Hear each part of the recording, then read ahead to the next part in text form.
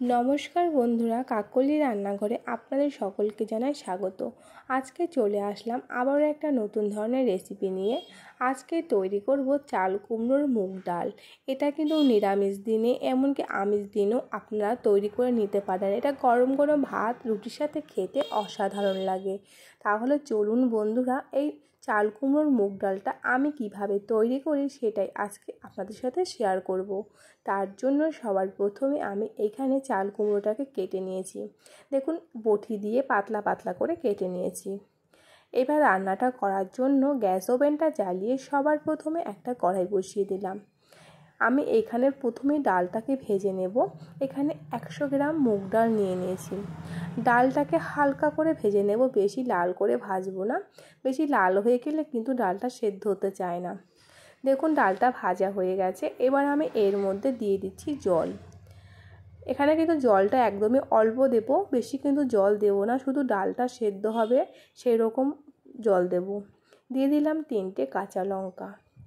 বন্ধুরা, এরকম যখন ডালটা উতলিয়ে উঠবে আর ফেনা ফেনা হবে, তখন এই ডালের ফেনাটাকে কেটে দেবেন, তাহলে দেখবেন ডালটা আর উতলিয়ে পড়ে যাবে না।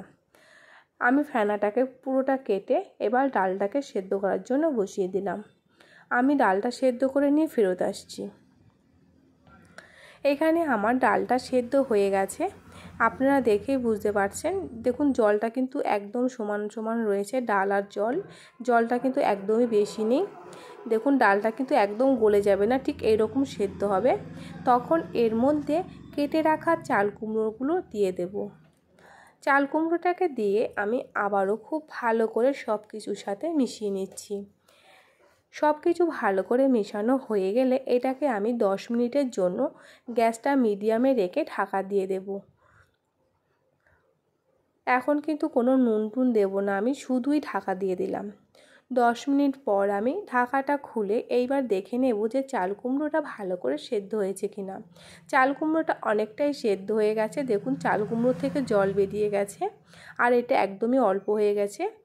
এমন অবস্থায় এর মধ্যে দিয়ে দিতে হবে 1 চা চামচ হলুদ গুঁড়ো, 1 চা চামচ চিনি আর 1.5 চা চামচ নুন। সব কিছু দিয়ে আবারও খুব ভালো করে মিশিয়ে নেব।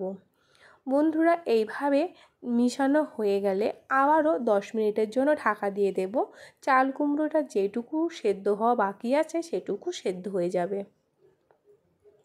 দেখুন, আরও 10 মিনিট পর আমি ফেরত আসলাম। চাল কুমড়োটা খুব ভালো করে সেদ্ধ হয়ে গেছে। এবার আমি এই ডালটাকে ফোড়ন দেব। তার জন্য এটাকে একটা বাটিতে নিয়ে একটা কড়াই বসিয়ে দিয়েছি আবারও গরমের জন্য। কড়াইতে দিয়ে দিলাম বেশ কিছুটা সরিষার তেল। তেলটা গরম হয়ে গেলে দিয়ে দিলাম 1 চা চামচ গোটা জিরে, 2টো শুকনো লঙ্কা, 2টো তেজপাতা ফোড়নের জন্য। ফোড়নটা একটু ভালো করে 1 মিনিটের মতন ভেজে নেব, যাতে করে ফোড়নের থেকে একটা ভালো গন্ধ বেরোতে পারে। এবার আমি এর মধ্যে দিয়ে দিচ্ছি 1 চামচ গ্রেট করে রাখা আদা। আদাটাকেও আমি একটু হালকা লাল করে নেব। বন্ধুরা, অবশ্যই কিন্তু আপনারা এই ডালটা ফোড়ন দেওয়ার জন্য সরিষা তেলটা ব্যবহার করবেন, তাহলে দেখবেন চাল কুমড়োর ডালটা খেতে খুব ভালো লাগে। এবার আমি এর মধ্যে ডালটা দিয়ে দিয়েছি। ডালটা দিয়ে সব কিছু ভালো করে মিশিয়ে নিলাম। এখানে কিন্তু নুন মিষ্টি সব কিছু একদম পারফেক্টভাবে আছে।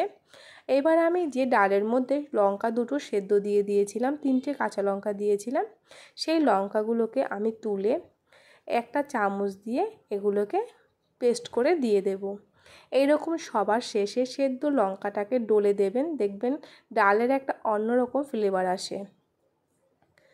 লঙ্কাটাকে দিয়ে আমি আবারও সব কিছুর সাথে ভালো করে মিশিয়ে নিলাম। সবার শেষে এর মধ্যে দিয়ে দেব 1 চা চামচ গরম মশলার গুঁড়ো, 1 চা চামচ ঘি। তাহলে তৈরি হয়ে গেল দেখুন দারুণ স্বাদের দারুণ টেস্টি চাল কুমড়োর মুগ ডাল। এটা দেখেই বুঝতে পারছেন কতটা লোভনীয় হয়েছে। আপনারা কিন্তু এটা যে কোনো নিরামিষ দিনে বা রাতে রুটির সাথে ভাতের সাথে খেতে দুর্দান্ত লাগে।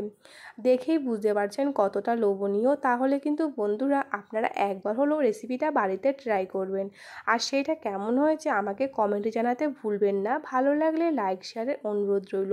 আর এরকম নিত্য নতুন রেসিপি চ্যানেলটিকে সাবস্ক্রাইব করে পাশে থাকবেন। ধন্যবাদ।